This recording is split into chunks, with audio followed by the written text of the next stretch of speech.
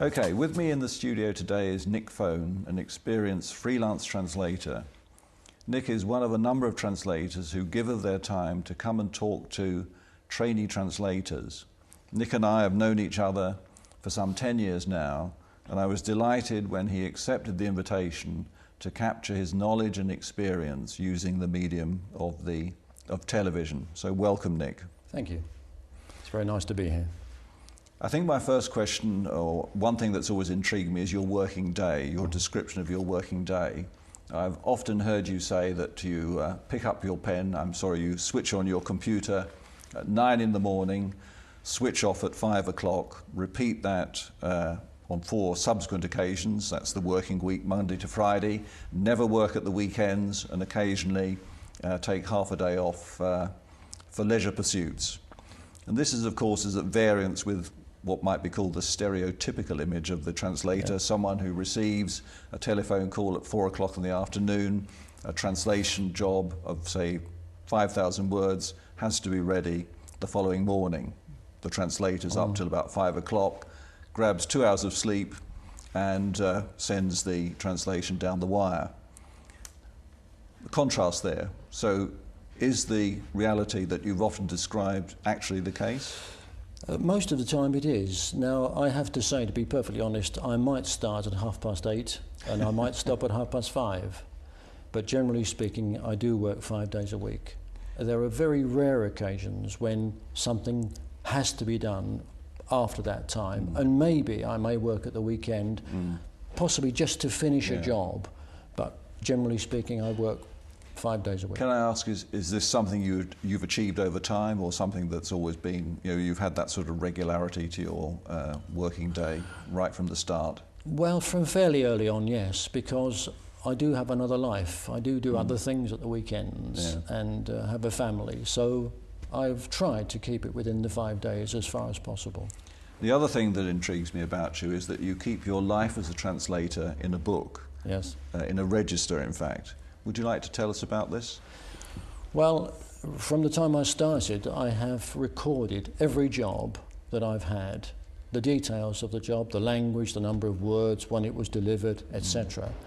So that all of my translation history is all in one place for reference. It means I can go back to things I've done before and refer to them if I need to. Yeah. We've talked about organisation, we've talked about discipline.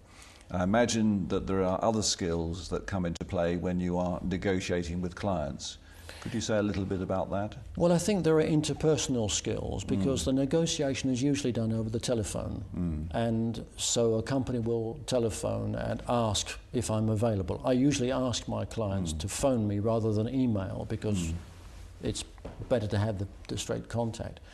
I have to be able to speak to the person. I may have to turn away the work. In fact, one of the things you have to negotiate is deadlines, and only yesterday I turned away 4 jobs because I didn't have the time to do them. One of them wanted 20,000 words of Swahili for Monday, which is clearly impossible. Telephone skills are clearly important, yeah? Yes. And I wondered if you could perhaps give us 1 or 2 other instances where spoken communication skills are important to you as a translator. Well, one thing that came to mind when I was thinking about this, the importance of speaking a foreign language fluently over the telephone. I gather that some other translators don't necessarily speak fluently. When I have a job for one of my companies in France, I may have to discuss deadlines, problems with the file transfers, terminology and corrections. And it's very important to them that I can speak French fluently on the telephone while I'm negotiating these things. So that's another factor. Okay. We're beginning to touch on the core linguistic skills of the translator, the ability to speak a foreign language, to write in a foreign language, to have a good command of your own native tongue. Is it as straightforward as that, in your view? I don't think it's just as academic as that. I think you have to have a feel for it as well. I think you have to want to do it. But there is no doubt that one must, absolutely must, have a really good command of one's mother tongue as well as of the foreign language. It's interesting, the sequence there, command of the mother tongue first and then almost the same mastery in the foreign language. Yes, yes, Yeah. because you have to translate into your mother tongue. Yeah. And the general consensus in the translation industry is that you only know your mother Yeah. tongue perfectly. Yeah. So you have to have that as a basis. A term I increasingly use with students is of the translator as an expert writer. Yes. And that in many senses is emphasizing the point you've just made about the importance of more or less a complete mastery, or as good a mastery as possible, Yes. of your mother tongue. Yes. Could you sort of exemplify that from your own experience? What does that mean to you? You are an expert writer as a translator. It means that the final text has to be very readable. It has to be understandable to your target readership. Bearing in mind the readership may have different perspectives, because your text may be for publication, it may be just a memo, it may be even something very, very deeply technical. But it is essential that the reader be able to understand it, Yeah. and that it flows as though it were written originally in the target language. Could you give us a couple of examples of different audiences? Because as we both know, the key question that the translator asks him or herself is, who am I writing this for? Who is the audience? So can you give perhaps just 1 or 2 examples of the sorts of audiences you often find yourself translating for? The most common audience in my case is the technician. I do a lot of work for the French car companies on their repair manuals and other technical documents such as handbooks. And in this case the readership is a group of technicians who have to use this document to work on the vehicle, for example. So this has got to be exactly right, because they have to know exactly which button to push and which piece of machinery to operate. On the other hand, I also enjoy very much some of the more journalistic documents. I write publicity material for some companies, for example, tyre companies. And there it's got to be a little bit racy and much more vibrant. Yeah. So there is a vast range of two very interesting. nice examples, because the academic would refer to these as examples of informative writing on the one hand and persuasive writing on the other. Yes, exactly, yes. Yeah. Can we turn now to what I call Nick's story? How did you become a translator, Nick? Well, when I was at school, many, many years ago, my teachers tried to steer me in the direction of modern languages, because I seemed to do quite well, but I couldn't see a future at that time, and when I was very young. I wanted to be a chemist, so I pursued chemistry, particularly inorganic and organic chemistry. And I went into the chemical industry. I went into Kodak. In fact, I worked for a number of big names in their laboratories doing research and analysis. But my language skills were honed because later on in life, my wife and I went into the missionary field. We, in fact, went on a training course to be missionaries, which included an intensive French course. So I resurrected my knowledge of French. We spent 13 years in Congo, whereupon we learned not just to brush up the French, we learned Swahili and Lingala as well. Came back from Africa to bring up a family, went back into industrial chemistry, and was eventually made redundant.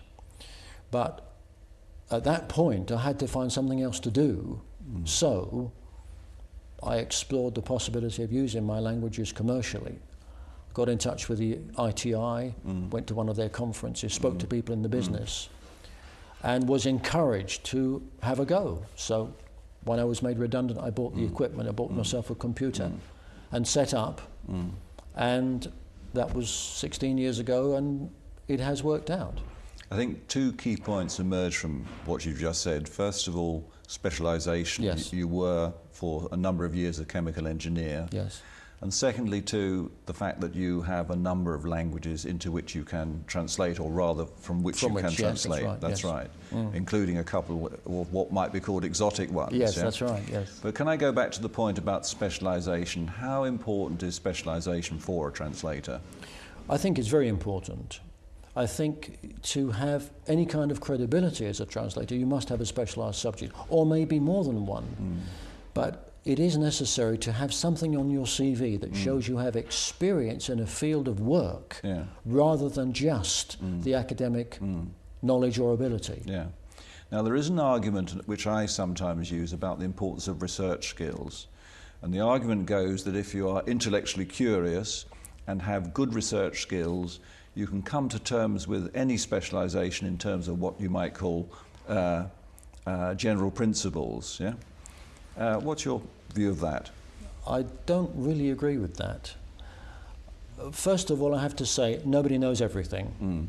If you have a specialized subject, this specialism comes from experience rather than just head knowledge. Yes, you can research, but you have to have had some kind of hands-on experience where you have acquired a feel for the subject. Right. Yeah. And particularly this is important with regard to terminology and technical terminology, because you know what shape the machine is, what the component parts are, how it works. I don't believe you can get all of that kind of information just from research. So I think that the message there is to young translators to think very strongly about that in terms of part of their career development. Yes. Would you give us a couple of examples of how you use your research skills in your work as a translator, just to give our viewers a feel for the sorts of things that research skills can be used for? When you say a feel, I think that also has a part to play, because particularly with the African languages, there are some very strange things. Sometimes African language documents come to me handwritten, so therefore these are not professionally produced. And you have to be a little bit of a detective sometimes to work out what this is about. And this is where the background knowledge is useful. Having lived in Congo, lived among the people, spoken the language with them, one thing about the African languages in Congo is that very often they will transliterate a French word phonetically into their language. So you have a word which is totally unrecognizable if you just look at the spelling. It's not in any dictionary, but if you actually speak it out loud as they would speak it, you can then work out what it means. And one very funny example of that, when I had a letter from a prisoner to translate, and he talks about being put in bas minottes. Well, of course, we know that menottes are handcuffs. The spelling doesn't fit, but you've got the sense of it. And then in brackets afterwards, he'd got krakat. And I spent some time puzzling about this. Then I thought, if I say this word as the Africans would say, which is cranka, and I got from there to clanquant, because of course the Africans say an R very often instead of an L, so clanquant, which is slang for bracelets, which are handcuffs in criminal slang. So it is sometimes the feeling and knowing the background. Yeah. The other case that I had in French was the case of sous refroidi, which I couldn't find in my dictionaries. I looked in all of them, and I was trying to find something which fitted a particular context. I found subcooler in refrigeration, but the text wasn't about refrigeration. So eventually I had to take a guess at supercool.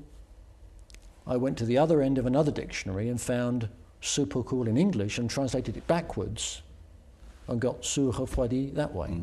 So sometimes it's having the dogged determination to try and follow it through, go through all the different resources you have, and sometimes you've got to piece them together.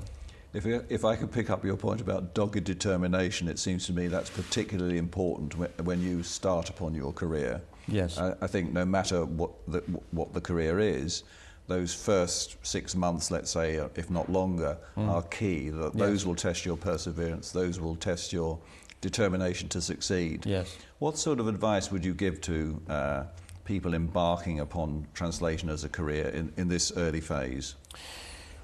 I think it's very important, first of all, to make sure you get yourself known. Now that sounds very basic, but I do believe it's true. There are a lot of translation companies out there, sometimes called agencies, but they prefer to be called translation companies. And therefore it's quite a crowded marketplace. You have to be known. So when I started, I sent letters, mail shots to as many companies as I could find. I used the yellow pages. I got a list of a BT list of all the translation companies in the UK from my former employer, and I telephoned them systematically. And generally speaking, they would then say, well, if we send you an application form, you can go on our database. Well, I would say to new translators, do that. Put your name around as much as you possibly can, because until you are known, you won't get any work. They have to know you're there. And they have to also know, of course, what you can do. And presumably that's an ongoing activity. When there's a lull in your translation work, I guess you're taking that opportunity to maintain, as you say, or develop your presence in the market. Over the years I've done that. When I haven't had enough work, it's not been very often, I have to say, happily. But yes, in the past when I've had a lull in work, I will either look at the ITI Bulletin or the Linguist magazine or even the Yellow Pages and just contact a few more people. Yes. Could we look at the role the professional bodies can play? As we know, in the UK there are two, the Institute of Translation and Interpreting and the Institute of Linguists. Yes. They offer the trainee translator, the translator in the early phase of their career, a number of different support facilities. Which ones, in your experience, have you found to be particularly useful? And well, ones you'd recommend? Yes, I have to be frank that in fact, personally, I didn't use the services of either of them. Right. The ITI has a mentoring scheme, and when I inquired about it, for some reason I wasn't eligible, so that wasn't any help to me personally, although I believe that the scheme has since been refined and expanded, and it will probably be very good. One thing the ITI does do, they do provide documentation about starting up in translation, what you need, things of that kind. They give you help and guidance in that respect. And of course you can always telephone them. The Institute of Linguists, of course, is far more academic, as you can see from the content of the Linguist magazine. And the main benefit from them, I think, is the series of exams for the Diploma in Translation, which of course I did take, and I'm very glad I did.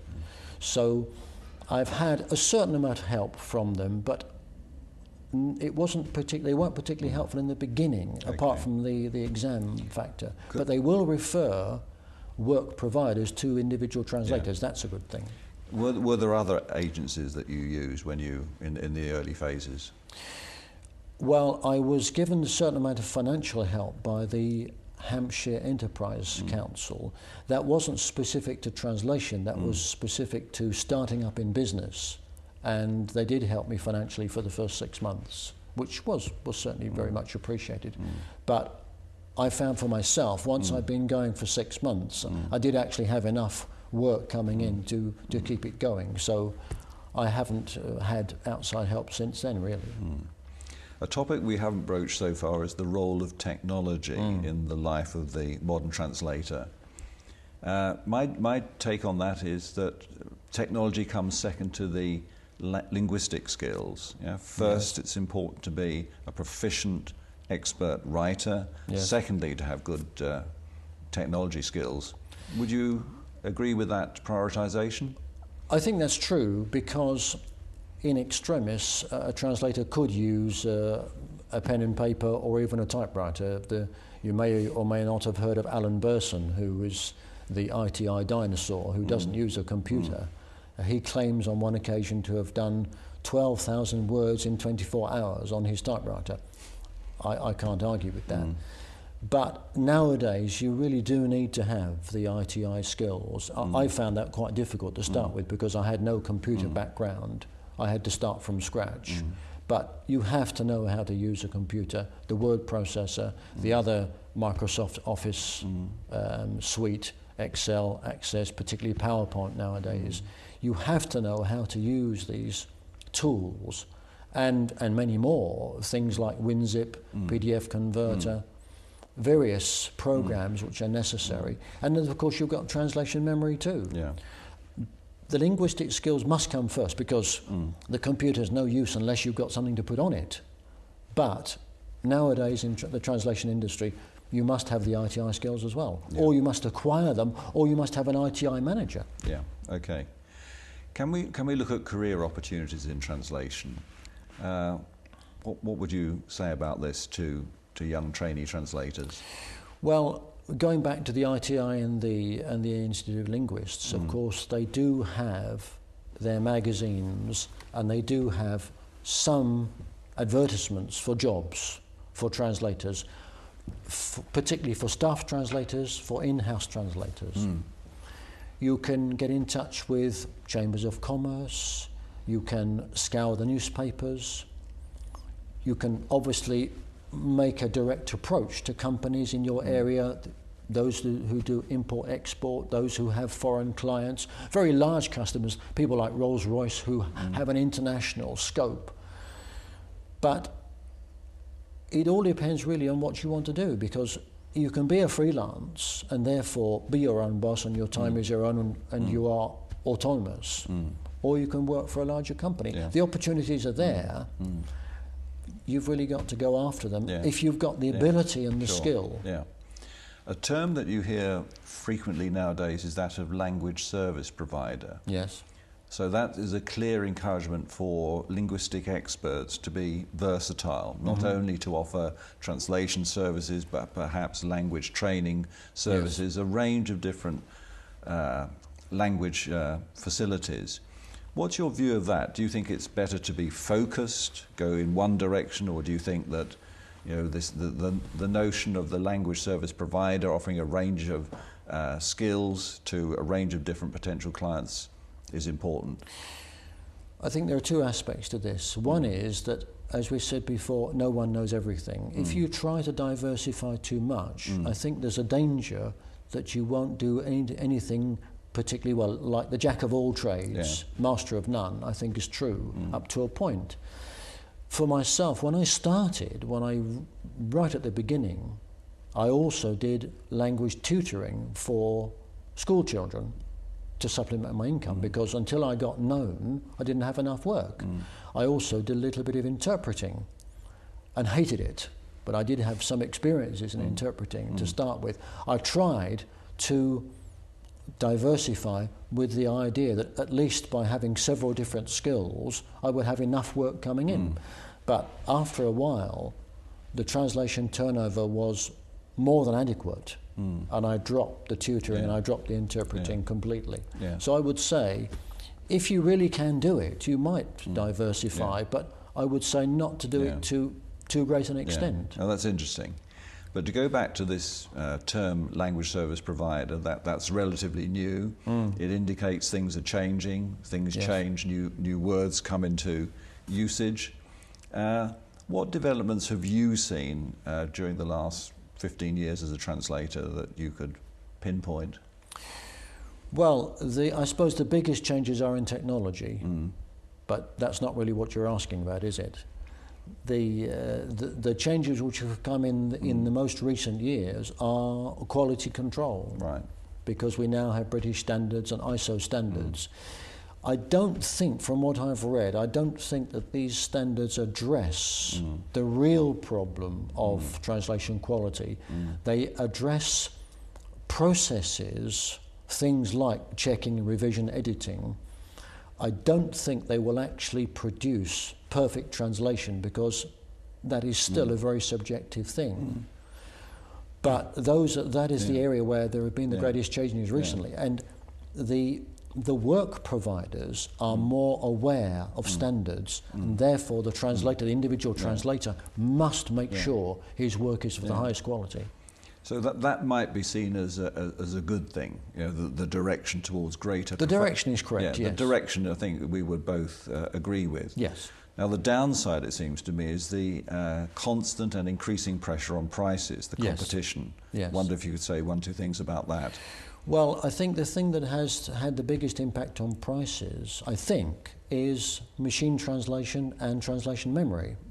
Because you probably know that the companies that particularly use translation memory programs and require their translators to do so, then have a system whereby you only get paid the full price for words which are not repeated in the text. Phrases and segments which are repeated are then discounted. and repeated text, you get nothing for whatsoever. Now that, of course, is pushing the prices down in real terms. With translation memory, you can work faster. Therefore, potentially, you can actually do more words. But the price per word in real terms is being pushed down. So this is a thing we've got to balance. And I do some work with translation memory for one particular company, but only because I can work so fast that I can compensate for the unit, the drop in unit cost. I think we're coming to my final two questions about the frustrations. I think translation memory and the accompanying frustration that emerges in terms of competition and prices is clearly one which aggravates a lot of translators. Yes. But could you say a little more about frustrations before we end on a high, which would be looking at the joys of being a translator? So yes. a little more on frustrations that you have to contend with. Well, one of the biggest frustrations, of course, is trying to get money out of people. We've talked about prices going down, but if you have a customer, maybe a new customer, and the agreed time goes by and the payment has not arrived, then you've got to chase them. And I don't like doing that. I don't like having to go back to somebody and say, you know, you owe me, where is it, you see. So that's a frustration. Time wasters. Sometimes you get a company will send you a document, usually by email, and say, would you quote us for this particular job? And you take the time to read it through and do a word count and do a calculation and even possibly some research, and then they never follow up because they didn't get the job from the client in the first place. So that's a time waster.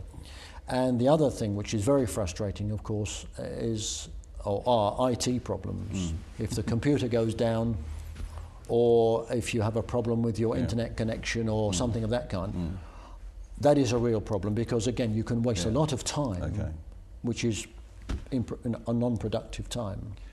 And the joys, or what a journalist like myself would say, die Freude des Übersetzens? Yes, they do outweigh the frustrations, I must say, because for one thing, getting paid to do something we enjoy doing is really a privilege. So many people go to work every day and really hate it. And I go to work and I enjoy it. And when you have finished a job and you look at it for the last time before you send it, and you think how good it looks and it matches the original and the phrasing is just right, and then just occasionally you get a little appraisal which says, you know, we were really happy with, usually no news is good news, but sometimes you get a little comment, and of course getting a big check through the post is very enjoyable too. I'm sure. So as the Germans would say again, ich danke für das Gespräch. Thanks very much for talking to us. And I'm sure what you've said will be of great interest to our viewers. Thank you. Thank you.